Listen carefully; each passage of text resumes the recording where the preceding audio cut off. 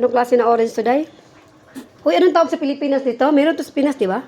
Masarap pala itong prutas na to, oh. Dito lang ako nakatikim. Meron to sa Pinas, kaso lang hindi natin pinapansin to, eh.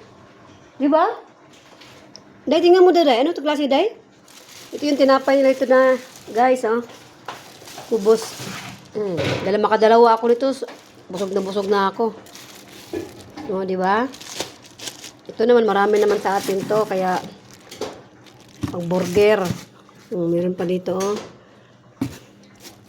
O, di ba?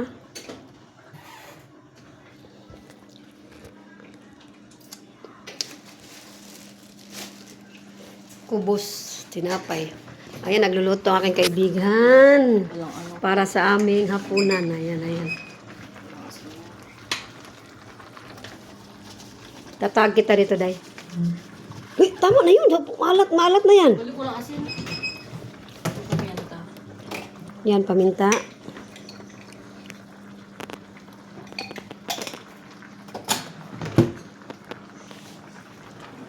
Patayin mo na. Hapok lang naman yung ano, eh. Dahil wala kaming gulay, ang nilahok namin is litos. Di ba? Lomi. O, yan, lomi, guys. Oh. Ito naman ay salbusa. Pagkain ng mga Arabo, salbusa daw yan. At, babalot pa siya ng, anong tawag yung balot na? Day, anong tawag sa ibabalot nito, Day?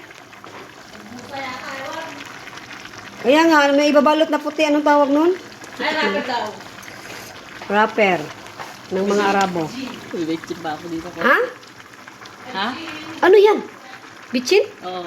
Kunti lang din. Naglalagay ka na ng ano mo. Matuloy na talaga tayo nito. Naglagay ka ng ano. Patayin mo na to.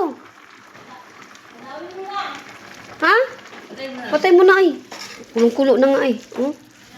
O yan. Ready to serve. Yee!